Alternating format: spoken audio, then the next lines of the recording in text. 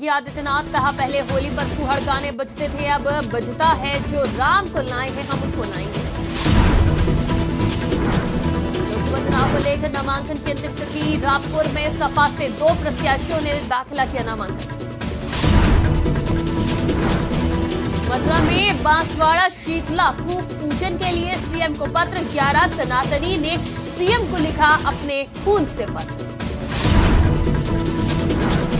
हरदोई में चलती रोडवेज का अचानक फटा फ्यूल टैंक, ग्रामीणों ने बाल्टी और पीपिया में भर लिया डीजल। अमेठी से कांग्रेसी कार्यकर्ता ने की टिकट की दावेदारी, कांग्रेसी कार्यकर्ता प्रमोद पांडे ने टिकट की दावेदारी। नमस्कार, आज की खबर में आपका स्वागत है। मैं हूं आपके साथ शिखा मेहरोत्रा। शुरुआत करते हैं उत्तर प्रदेश खबरों की। लखनऊ में पुलिस को बड़ी सफलता मिली है, जहां पत्नी की हत्या करने वाला आरोपी गिरफ्तार कर लिया गया है। शराब के नशे में पत्नी की हत्या को अंजाम दिया और फरार हो गया। हत्यारा पति शराब के नशे में पत्नी की पीट कर हत्या कर दी और हत्यारा गिरफ्तार कर लिया गया है। बिजनौर पुलिस को हत्यारे को गिरफ्तार करने में बड़ी सफलता मिली है।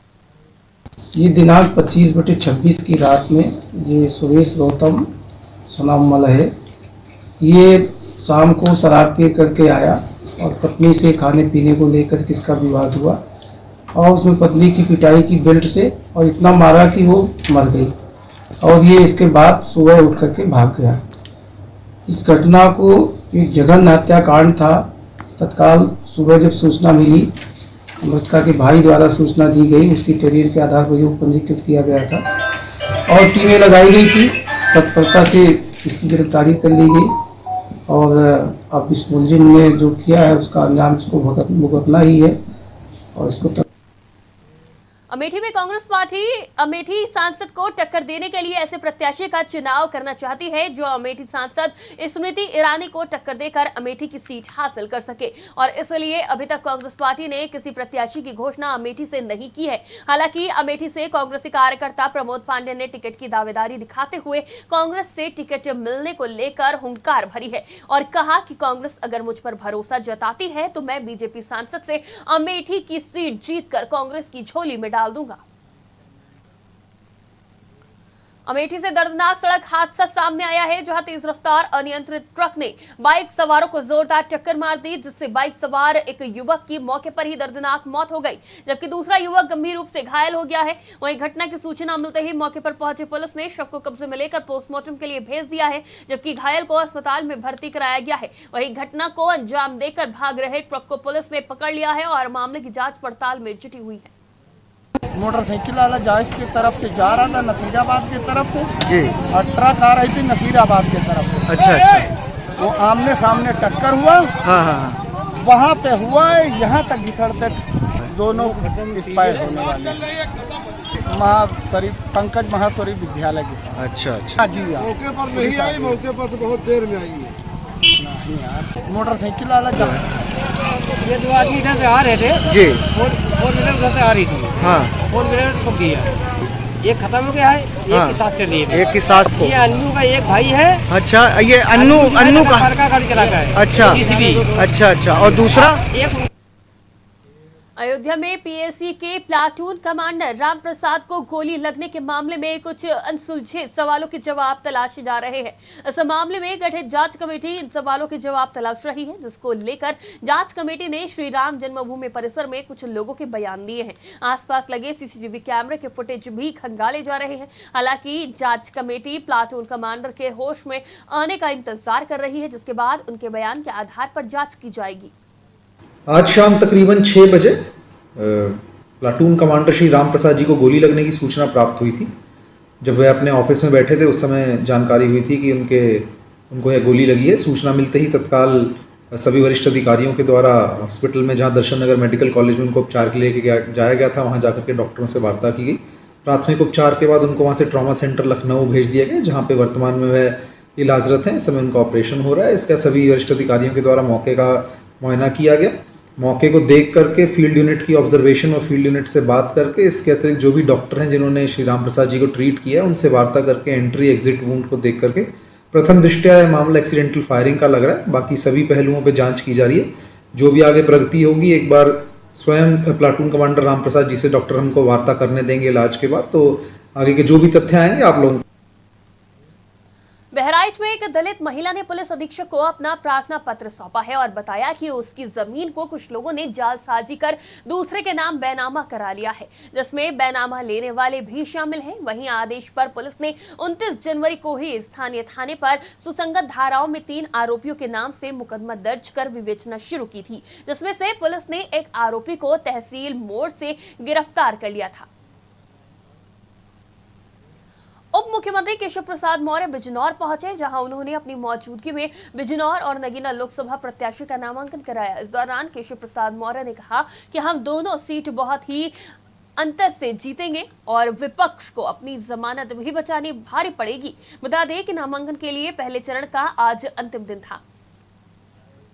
दोनों अपने प्रत्याशी हमारे चंदन जी, जिस चंदन को मैंने कहा माथे लगाते हैं हम लोग, और एकदम पूरे विश्वास के साथ ये रिकॉर्ड मतों से जीतेंगे। हमारे ओम जी जो विधायक भी हैं, दोनों विधायक हैं, तो वह नगीना सुरक्षित से यहाँ से विधायक हैं और लोकसभा के प्रत्याशी बनाए गए हैं।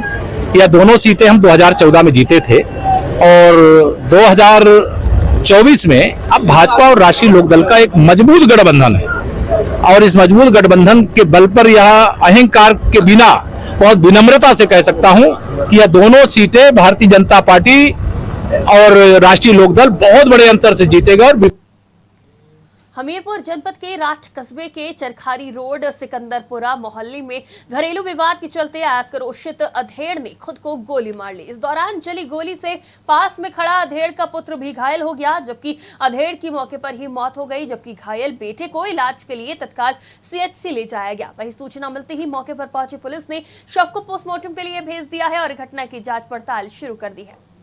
अंदर से बाहर निकल के गोली मार ली। मम्मी को मामा के यहाँ जाना था, हमने कहीं साल में एक बार तो जाना होता, तो कह रहे नहीं जाना, तो वो भी नहीं गई। फिर बाद में उसी बात को लेकर हल्ला मचाते रहे, तो हमने कहा हल्ला बंद करो। जब कोई नहीं गया तो वो मचाते रहे, हमने दोनों जने शांत हो जाए, एक को शांत कराए, दूसरा हल्ला बजाने लगता है, दूसरे शांत गया, तीसरा हल्ला बजाने लगता है। तो भी अंदर हमने उनको अलग कर दिया, तो अंदर गए जल्दी से और नकार के गोली मार दी उन्होंने।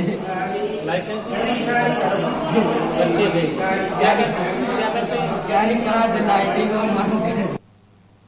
उत्तर प्रदेश के हरदोई में एक चलती रोडवेज का फ्यूल टैंक अचानक फट गया, जहां फ्यूल टैंक के फटने के बाद रोडवेज से भर-भरा कर डीजल बहने लगा। ये देखकर आसपास के ग्रामीण अपने घरों से बाल्टी, टब और दूसरे बर्तन लेकर रोडवेज के फ्यूल टैंक को बहने वाले डीजल को लूटने के लिए दौड़ पड़े। हालांकि फ्यूल टैंक के फटने के बाद स्पीड में चल रही रोडवेज की किसी तरह से ड्राइवर ने रोका, जिससे एक बड़ा हादसा भी टल गया। बता दें कि रोडवेज बस हरदोई से लखनऊ के लिए 20 से 25 सवारियां भर कर जा रही थी।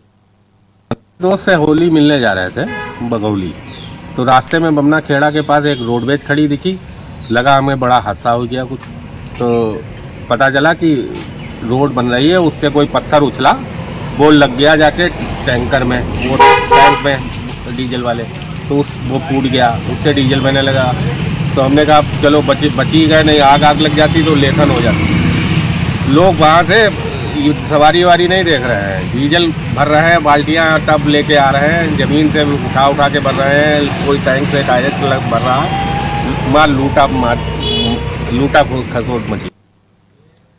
जालौन के उरई नगर स्थित कालपी बस स्टैंड के पास रोडवेज बस की टक्कर हो गई, जहां टक्कर लगने से हाई टेंशन लाइन के लगभग 8 खंभे रोड पर गिर पड़े। बता दें रोडवेज बस चालक द्वारा बस को बैक करते समय अचानक हाई टेंशन लाइन के खंभे से जोरदार टक्कर हो गई, जिसकी वजह से तारों में खिंचाव होने के कारण अचानक एक एक करके 8 खंभे रोड पर टूट कर गिर पड़े। वहीं घटना की सूचना मिलने पर city magistrate, CO city Orai कोतवाल, यातायात पुलिस टीम और विद्युत विभाग के अधिकारी मौके पर पहुंचे और घटना स्थल को बाधित कर विद्युत बहाली के लिए तत्काल कार्रवाई शुरू की।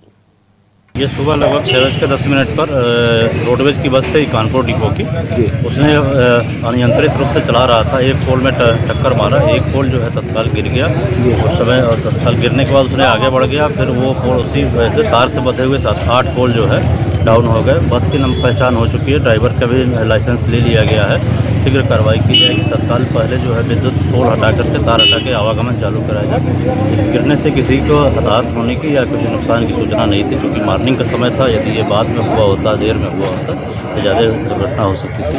ये 8 पोल लगा है तो फिर कुछ तो टाइम लगेगा रेस्क्यू करने में। रेस्क्यू करने के बाद जो नया पोल लगाएगा, नया तार लगाएगा तो चालू करा दिया जाएगा। जल्दी से जल्द प्रयास कर करके 7-8 घंटे के अंदर ये चालू करा। ये मुझको जैसे पता चला यहाँ पे मौके पे, तो रोडवेज की जो बस है वो बैक हो रही थी, उसने जट मार दी खंबे पे, जिससे वो खंबा झुक गया। इसी वजह से पूरा वजन होने के कारण ये रोड पे आ गया।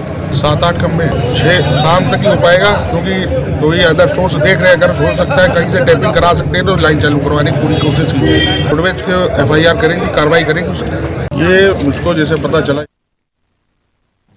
मथुरा में बांसवाड़ा शीतलकूप पूजन के लिए 11 सनातनी ने सीएम योगी को अपने खून से पत्र लिखा है, जिसको लेकर श्री कृष्ण जन्मभूमि मंदिर का केस रहे फलहारी दिनेश शर्मा ने बताया कि श्री कृष्ण जन्मभूमि मंदिर के पास में बने विवादित ढांचा के बगल में शीतला माता का पुराना कुआं है। वहां पर प्राचीन काल से हिंदू धर्म की माताएं बहनें पूजा करती आ रही हैं, लेकिन मुलायम सरकार ने शीतला माता बासेड़ा पूजन पर रोक लगा दी थी।